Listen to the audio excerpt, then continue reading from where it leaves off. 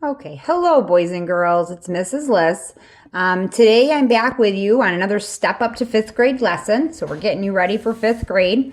And your lesson today, the objective of your lesson is that you're going to use rounding and compatible numbers to estimate the product of decimals and whole numbers.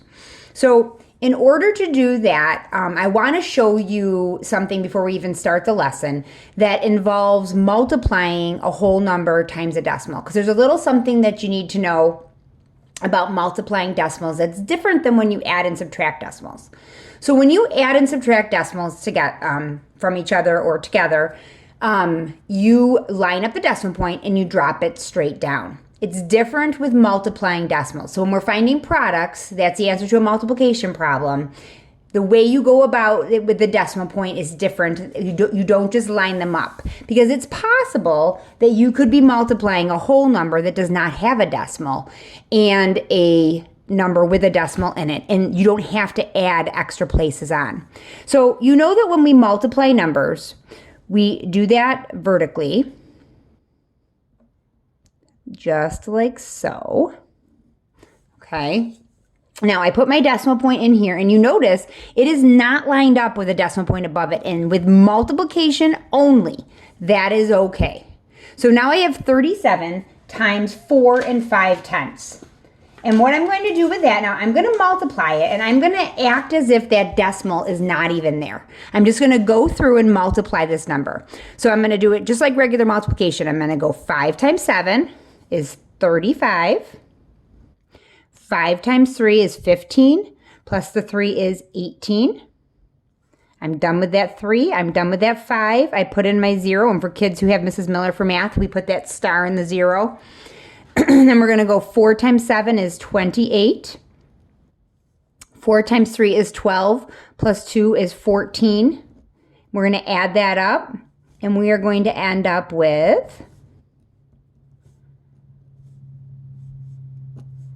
1665. Now, we're not done. I can't completely forget about that decimal point there. So what you do is you go back into the original problem and you look and you see how many digits past the decimal point you have. And in this case, there is 1 digit past the decimal point. This number has none, and this number has 1. So then in your final product, in your answer, you need to have 1 digit past the decimal point. So that just means you just move it in 1 place. So your answer then would be 166 and 5/10. Okay, so let's do one more like that just to get it in our heads how you go about doing that, and then we're going to start with the lesson. So the problem I'm going to give you here is 56 times 2 and 4/10. Okay, so that decimal point, I'm just going to make it very pronounced for you so you see it there. 56 times 2 and 4/10. So here we go. 4 times 6 is 24. Regroup that 2. 4 times 5 is 20, plus 2 is 22. I'm done with that. I'm done with that. I'm ignoring that decimal point for now. I'll use that at the end. 2 times, I put in my 0. Whoops, I almost forgot. 2 times 6 is 12. 2 times 5 is 10, plus 1 is 11. And then I'm going to add those numbers up. 2 plus 1 is 3. And I cannot forget, I have 1 digit past a decimal point in one of my factors. So I need 1 digit past a decimal point down there. I'm going to move it in, and I end up with 134 and 4/10. Okay, so remember, when you're doing multiplication of a whole number and a number with a decimal, you just add those numbers in, the decimal places in at the end. Okay? All right, now that you know that, let's get on to today's lesson. So today we are going to, as I said, we're going to be doing, sorry about that, lesson 4. Lesson 4 from the Step Up to 5th grade lessons. So I would like you to take a look on page 879.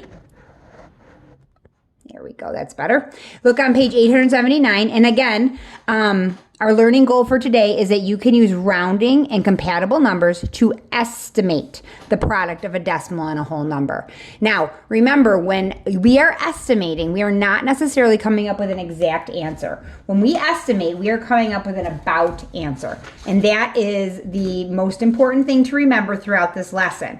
There might be a few questions that ask for an exact answer, but for the most part, we're going to be coming up with estimated answers. So let's take a look at what we have up here in the very first box. It says, Renee needs 32 strands of twine for an art project. Each strand must be 1 2500 centimeters long. About how many centimeters of twine does she need? Solve this problem any way you choose. Now, the key word in this problem is about, because I then know I do not need to come up with an exact answer. But what I want to do is I want to start by thinking, what operation am I going to use in the first place? So I have 32 strands of twine, 1 2500 centimeters long a piece. And I want to figure out how much twine I'm going to use. So I need 32 groups of 1 2500s. 32 groups of, tells me to multiply usually, 1 2500s. But again, I want to find an about answer. When I want to find an about answer, estimating, I always think of, is supposed to be easier for you. It's supposed to make things easier. You're supposed to be able to do the estimates in your head. So I don't want to do this problem and then round my answer. First, I'm going to round. Then I'm going to estimate by solving with the rounded factors. So 32 would round to 30. And 1 2500s, you round decimals just like you round whole numbers. So if I'm rounding to the nearest whole number, I look next door, it's a 2. 2 is going to make the 1 stay a 1, and everything after it would go to a 0, which basically this is the same as having 1. So it's really, I have 30 times 1, and I would end up with 30 centimeters. So my answer to this problem would be about 30 centimeters. And that is the end there. Okay? All right, let's take a look at what the reasoning is down here. I want to talk about a couple very important words. So it says, is your estimate an overestimate or an underestimate? Overestimate, underestimate. Okay, an overestimate means that my answer is larger or greater than the number I would have gotten if I had done the actual problem. An underestimate is when your, in this case, product is less than what you would have gotten had you done the actual problem. So over is going to be greater and under is going to be less than. Now, in this case, both of these numbers, 32 rounded down to 30. 1 2500s rounded down to 1. So both of them rounded down. If both numbers round down, then my answer is likely, and it is, going to be an underestimate, because both numbers that I multiplied are actually less than what I would have in the original problem. So is your answer an overestimate or an underestimate? It is an underestimate, because both factors rounded down. Okay, because 32 rounded to 30 and 1 2500s rounded to 1. All right, great. Let's turn to the next page and look at what they're talking about there. So on this page, we have up in the corner here a problem. It says a wedding planner needs to buy 16 pounds of sliced cheddar cheese. About, there's my word that tells me I'm going to be estimating, how much will the cheese cost? You can use different strategies to estimate. So they're going to show us 2 different ways to do about it, to go about doing that. So the cheese costs $2.15 per pound. One way to go about doing it, you would round each number to the nearest dollar and the nearest 10. So take a look right here. So in this case, I'm taking $2.15 and I'm going to say about how much is that per pound, and it's going to be $2 a pound, because $2.15 is closer to $2 than it is to $3. And it's easier in my head to work with whole dollar amounts than dollars and change. And then 16 rounded to the nearest 10, 6 is going to make that number go up to a 2. So then I'm going to have $2 times 20, and I would end up with $40. The cheese will cost about $40. Another way to go about this same problem, you would use compatible numbers. Now, a couple units ago, we talked about compatible numbers, and they are numbers that work. If something's compatible, it works well together. So compatible numbers are numbers that work well together, and you can solve them in your mind without paper and pencil many times. So in this case, they took $2.15. Again, they moved that to $2 because a lot of us can multiply by 2 in our heads, or we can count by 2s, right? Skip count by 2s. They took the 16 and they didn't change it all the way to 20. They moved it just to 15 because we know that a lot of us can multiply 2 and 15 in our head. And if we can't do the multiplication in our head, we can skip count by 2 15 times. So they have $2 times 15, and the answer to that would be 30.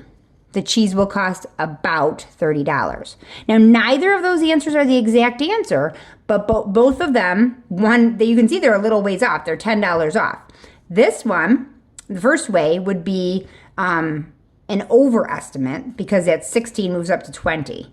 And in this case, we have quite an underestimate because the 16 moves to 15 and the $2.15 moves down to 2.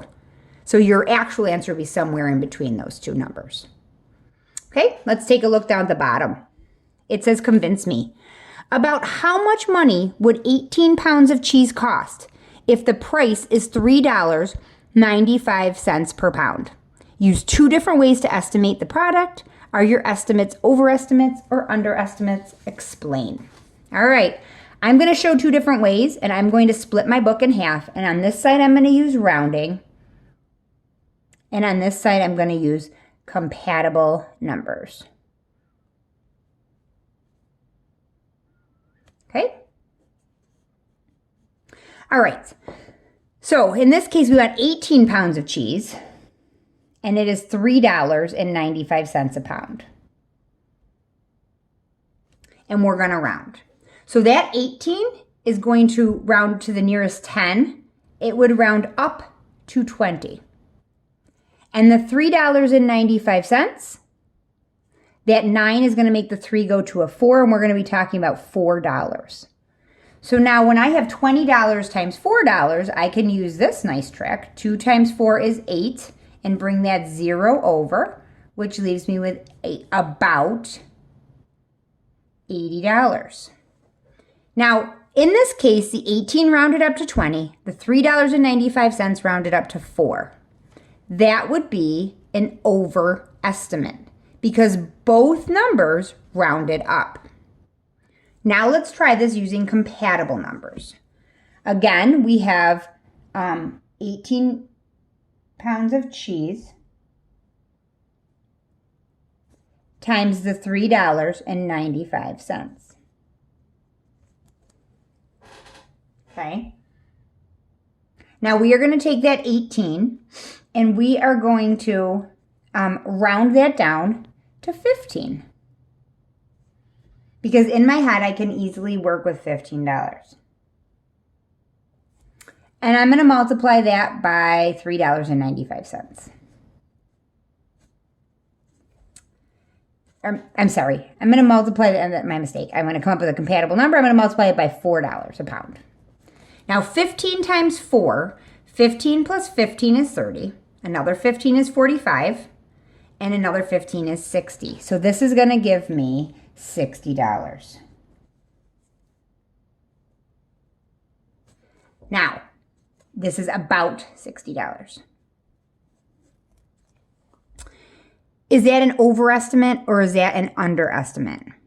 Okay, well, in this case, the 18 went down to 15. Yes, the $3.95 went up to 4, but again, this is where we're telling how many times that's happening. This went down quite a bit. This is going to be an underestimate. So your actual answer, again, just like up in here, would be somewhere in between that $80 and that $60.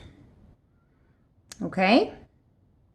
All right, let's move on here. Let's go over to the next page. So now you're turning onto page 881. In here for you.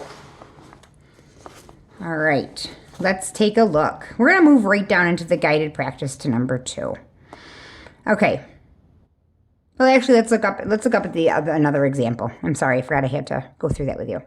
Manuel walks a total of 7,500 miles to and from school each day.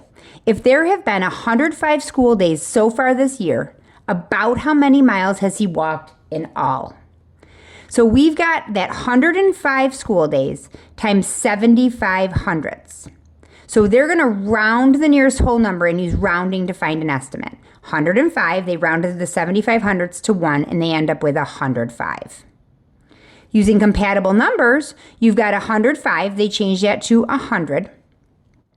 Then they've got the 7,500s, and they're changing that to 8/10. Now, when you are multiplying, like I showed you, 100 times 0.8, it's going to be like multiplying 100 times 8. You get that 800, and you just have to move that decimal over one place. So you would end up with 80. So we've got 105 and 80, two different answers, but both of them will be correct, just they're both estimates. All right, let's take a look at number 1. There are about 20 school days in a month. About how many miles does Manuel walk each month? Write an equation to show your work. All right, let's take a look. So we've got 20 school days in a month. And we've got, up here it tells us that he walks 0.75 miles. Okay, so we've got 20 times that 0.75. Now, we're going to say that we're going to keep the 20 at 20. That's a nice round number to start with. And that's already an about number. It's about 20 days. And we're going to say 0.75 is very close to 1. So we're going to say that he walked 20 miles. But again, that is about because it is rounded, about 20 miles a month. All right. Without multiplying, which estimate in another example up here do you think is closer to the exact answer? Explain your reasoning. Okay. The one that is closer to the exact answer is going to be the one using compatible numbers. So we're going to put that down here, and I'm going to tell you why. The one using compatible numbers because 0.75 is closer. It's only 5/100 away from 0 and 8, or 0 and 80/100, or 0 and 8/10 is closer, closer to 0 and 80/100 than 1 is to 0 and 75/100. So in other words, they had to change this number much more than they had to change this number. So this number is going to be much higher than it should be, and this will be closer to the exact answer. All right. Why don't we try some of these now? So this says for 3 through 8, estimate each product using rounding or compatible numbers. So you're going to pick the way that you like the best. And as I go through, I may switch back and forth, but let's take a look. So 2 and 87/100 and 412. So 2 and 87/100 is closest as a whole number, which is what I want to work with, to 3. And 412 is closest to 400. So I rounded. In this case, they both rounded to 2 and 87/100 rounds to 3, 412 rounds to 400. I box in my basic fact. I get 12, and those 2 zeros come down. My answer would be 1,200. Okay, let's take a look at number 4. 943 times 1 and 98/100. 943 is going to go to 900. And 1 and 98/100 is very close to 2. Think about it like money. It's only 2 pennies away from $2. I'm going to circle my basic fact here. And I'm going to end up with 1,800. 9 times 2 is 18. And I bring those 2 zeros over. Let's look at number 5. We have 107 times 5 and 15/100. So we have 100. This is going to change to 100 times 5 and 15/100. Look at this. I'm going to show you how I'm coming up with these numbers. I'm rounding. So I look find my place. I look next door. That is not 5 or higher, so this is going to stay the same. So 100 times 5. So 1 times 5 is 5, and then those 2 zeros come over, and I end up with 500. Okay, 4 600ths times 73. So if I'm going to round that, this goes to 4 times 70. 4 times 7 is 28, and I bring over that 0 that's left out there, and I end up with 280. Down here we go. I'm going to round that becomes 40. And then this is already a nice rounded number that I can work with easily.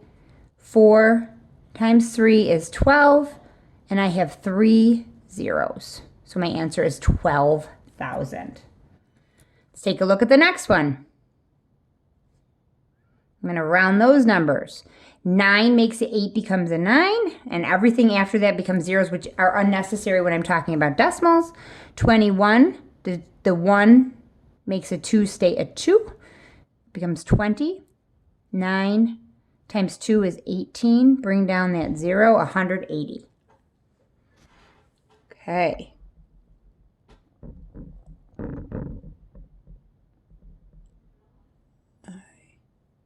Let's keep on going. Take a look at the bottom. We have 119 times 2.8. So I'm going to say, in this case, I'm going to round this because I can make this, I want to turn this into a 12. I want to get as accurate, as close to my actual answer as possible. That 9 will make the 1 turn into a 2. Everything before the underlined digit stays the same. So I'm left with 120. Now, I'm going to round this number. The 8 makes a 2 go to a 3. Now I'm going to, there's my basic fact. 12 times 3 is 36. And I can bring over the 0. I get 360. Okay, let's take a look at the next one. See if I can bring you guys in a little closer here.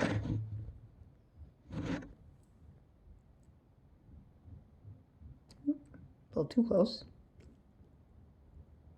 All right, let's take a look at this next one, number 10. 4 7/10 plus 69, or times 69, excuse me. So this is going to round to 5, and 69 is going to round to 70. Now, I put the 0.0 here to show you because I haven't done it in the others, but that doesn't change my number at all. This number is still 5. You don't need that there, okay? So now my basic fact is 5 times 7, which is 35, and that 0 comes on down, and it's 350.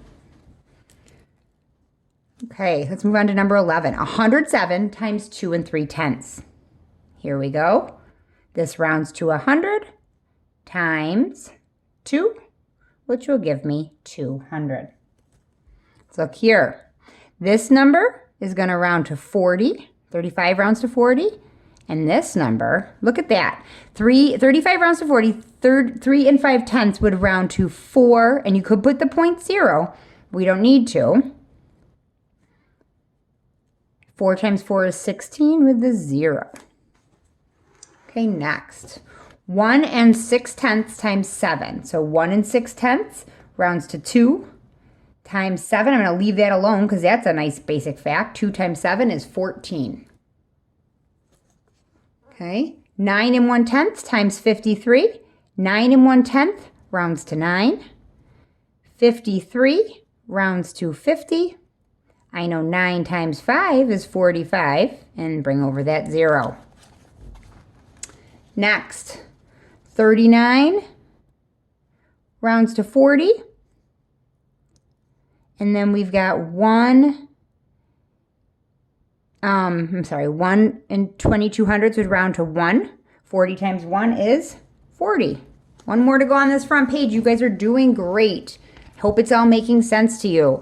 Now we've got 4. There's nothing next to it. It's a nice number. I'm going to leave it alone. 7 8/10, that rounds to 8. 4 times 8 is 32. So that, my friends, is how you're estimating those numbers. All right, let's take a look at the next page where we have some word problems, okay? Let's get those brains going. Here we go. Word problems. Up at the top, number 17. About how much, we're going to use this data chart at the corner on the side here. About how much money does Isaac need to buy 3 bags of balloons and 4 packs of gift bags? And this is an about answer. So that's going to make my life a lot easier because I'm going to be able to use easy numbers. So I'm going to make myself a little chart here. I need a number for balloons, and I need a number for gift bags. Okay, so the balloons number, take a look at the balloons. Balloons are $3.95 a bag. So if I'm going to round that number, I'm going to turn that number, that is really close to $4 a bag. And they want 3 of them. So how much is he spending on balloons? About $12. Gift bags are $7.95 per pack. That's really close to $8. And they want 4 of those. So that's going to be $32. Now we need a total for that. So we're going to take the 12 plus 32, and we're going to end up with $44. But that's not my exact answer, so I want to make sure when I write my answer, I have the word about in front of it, and the dollar sign's my label. Okay, number 18. Charlie buys a cake for $23.99 and 6 bags of balloons. About how much money does he spend? I circle the word about because that tells me I'm going to estimate. So we know how much the cake is. It's $23.99. But can we come up with an about price for that cake? Because adding that 99 cents, we know that we're so close, just a penny away from $24. So that's my estimate for that. Now he's buying 6 bags of balloons. In our last problem, we figured out an about number for the balloons was $4 a bag. So we need to know 4 times 6, which is going to give him $24 for balloons.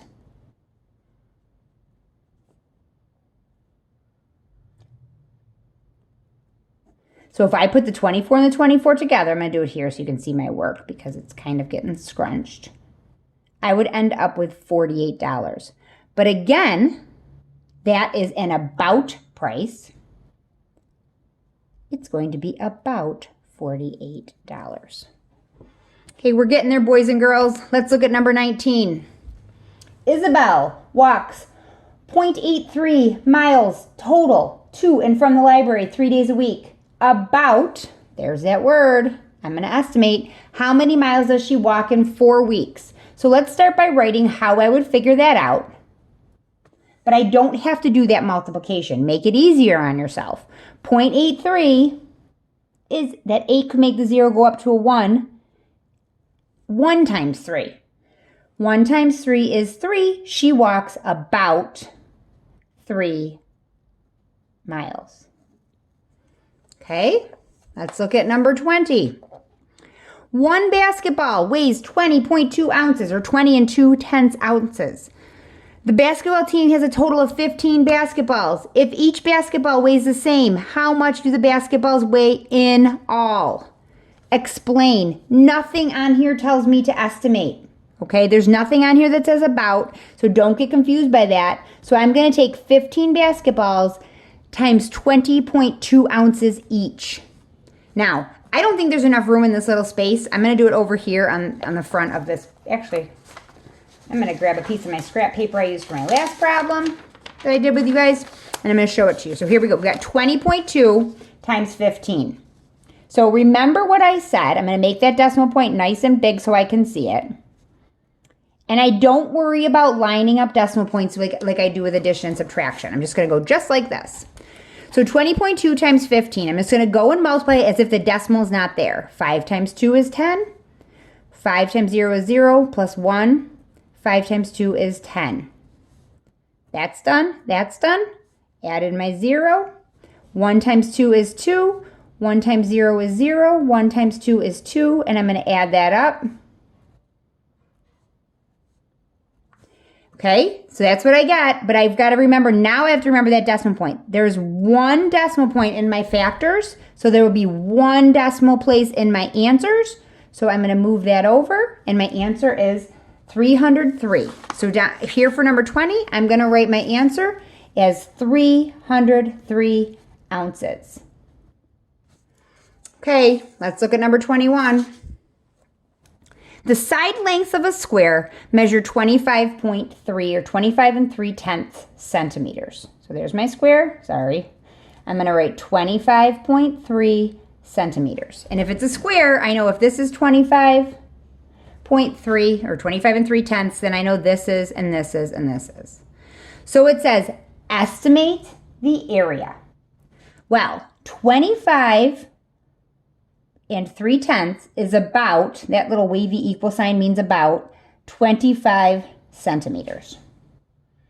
Okay, I need to find area. Guys, remember, area equals length times width. So I'm going to do 25 times 25. 5 times 5 is 25. 5 times 2 is 10 plus 2 is 12. Put in my 0. Done. Done. 2 times 5 is 10. 2 times 2 is 4 plus 1 is 5. I'm going to add those up. I end up with 625. So that is my area, my estimated area. So I'm going to write area equals about 625 centimeters squared. Don't forget when you label area, it has to be square centimeters or centimeters squared. Okay, number 22. Carol drives 23.5 miles to work and 21.7 miles round trip to school each day, Monday to Friday. How many miles does Carol drive in 1 week? Monday to Friday, Monday, Tuesday, Wednesday, Thursday, Friday. That's 5 days a week she does that. So she's going to do those 23.5 miles. 23.5 miles 5 times. Remember, I'm going to multiply this just like I multiply and then worry about the decimal at the end. 15, 16, 17, 10, 11. I'm going to move this one place, so I have to have one place there. And we have 117.5. This is work. Now school, she goes 21.7 miles 5 times. 5, and this is school. 5 times 1 is 5, plus 3 is 8. 5 times 2 is 10. And that's one place passed. So I've got 108.5. But I want a total. So now I'm going to add them. 117.5 plus 108.5. 0. Regroup. 8 plus 7 is 15 plus 1 is 16. 1 plus 1 is 2. And 1 plus 1 is 2. And I got to drop that decimal point right down. It is 226 miles, and there's no about here because we did not do any estimating. All right, we've got 2 more to go, and they are going to talk about underestimating and overestimating. So let's take a look. Rounding to the nearest tenth, which of the following give an underestimate?